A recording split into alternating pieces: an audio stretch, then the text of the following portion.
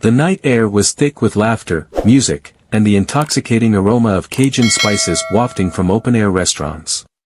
Bourbon Street pulsed with energy, a living, breathing artery of celebration and excess. Neon lights bathed the revelers in a surreal glow, their reflections shimmering in the damp pavement, remnants of an earlier rain.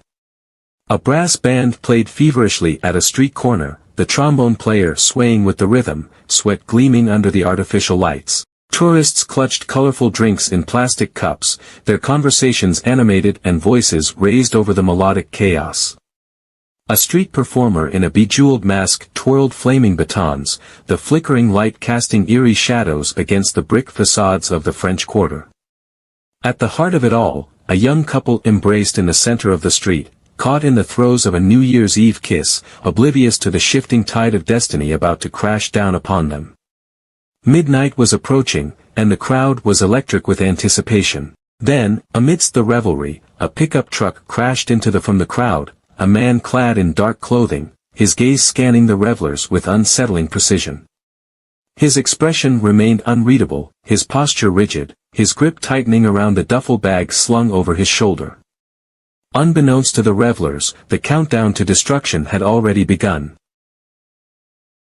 At approximately 3:15 a.m. Central Standard Time, a Ford pickup truck accelerated into a crowd of people gathered on Bourbon Street. The vehicle struck dozens, leaving at least 10 dead and 57 injured.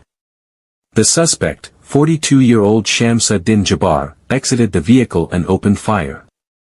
The commotion sent shockwaves down Bourbon Street. Bullets tore through the night. Police returned fire, fatally shooting the suspect at the scene.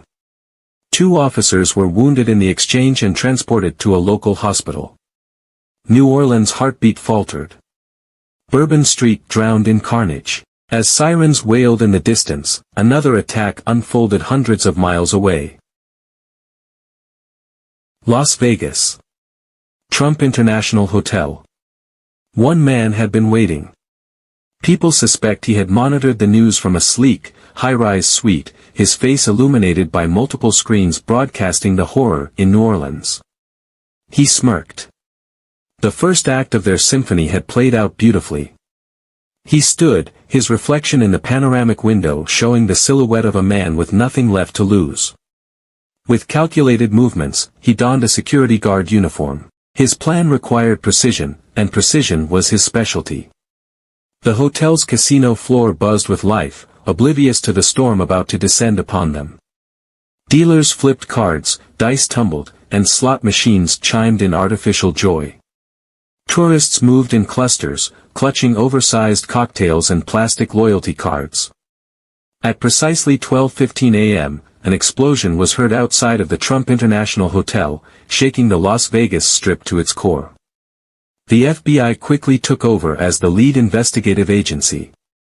Within hours, authorities uncovered crucial evidence. An ISIS flag was found inside the suspect's vehicle, raising immediate concerns about the nature of the attack.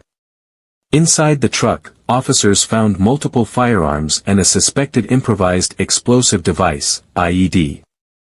Additional devices were located throughout the French Quarter. Bomb disposal units worked tirelessly to render them safe, preventing further casualties. The world was watching.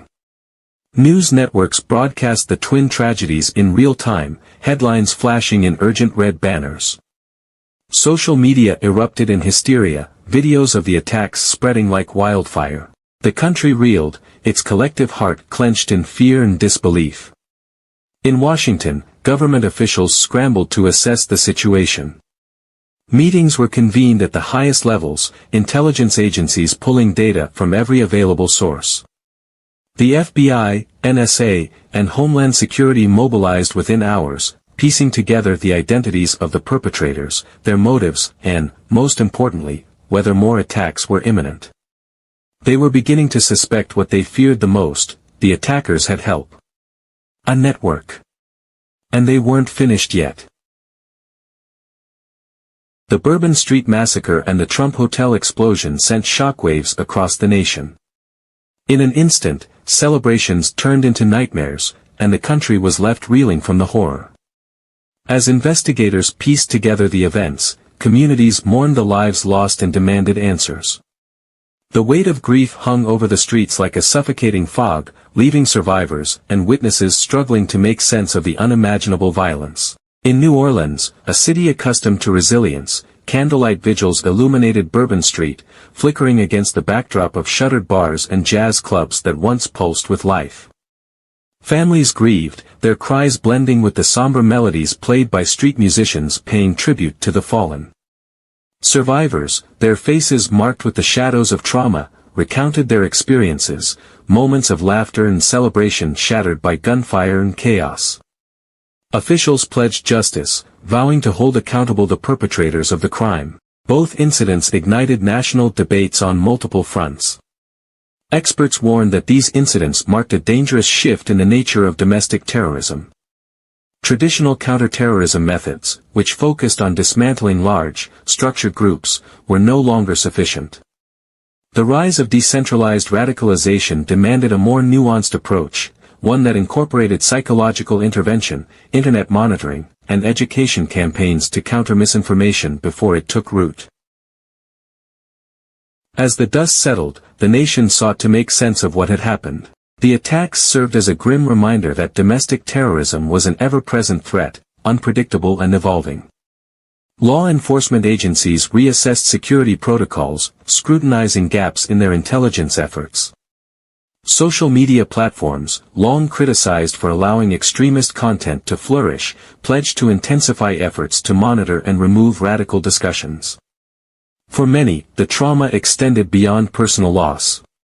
First responders and medical professionals who tended to the wounded spoke of the overwhelming horror they faced that night. Hospitals were inundated with victims suffering from gunshot wounds, severe injuries from the vehicular attack, and psychological trauma. Many emergency personnel reported experiencing PTSD in the aftermath, haunted by the images of carnage and the cries of those they couldn't save. This was not the first time Bourbon Street had seen bloodshed. In 2016, a shootout erupted in the early morning hours. 2 people were killed, and 5 others were injured. The violence, police later revealed, was tied to gang conflicts spilling into public spaces. Again in 2014, 10 people were caught in the crossfire of an armed dispute. 1 person died, and 9 others suffered gunshot wounds. The attack shook the city, raising concerns about safety in New Orleans' most famous district. Federal authorities confirmed the attack was being investigated as an act of terrorism. While no direct ties to international terror groups had been established, investigators were aggressively pursuing all leads. Jabbar, a U.S. citizen from Texas, had rented the truck, but officials were still working to confirm how he obtained it. Analysts combed through his digital footprint, searching for connections to extremist networks. In response to the attack, New Orleans law enforcement increased security throughout the French Quarter. More surveillance cameras were installed, and federal agencies coordinated to enhance counterterrorism measures. Local businesses, already concerned about crime, now faced fears of targeted attacks. Community leaders called for increased safety protocols to protect the heart of the city. Bourbon Street has seen tragedy, but it has also seen resilience. Despite its dark history, it remains one of America's most beloved cultural destinations. The past cannot be changed, but city officials and community leaders continue working toward a safer future. The Bourbon Street Massacre is a major event in American history. They served as a wake-up call, prompting urgent action across multiple sectors. Despite these efforts, the wounds left behind by these attacks remain fresh. Survivors and families of the victims continue to push for justice, determined to ensure that such tragedies never happen again. Memorials have been established in both New Orleans and Las Vegas, serving as solemn reminders of the lives lost and the resilience of those left behind. If you enjoyed this video, hit that like button and subscribe to this channel for more jaw-dropping true crime stories. Until next time, stay safe.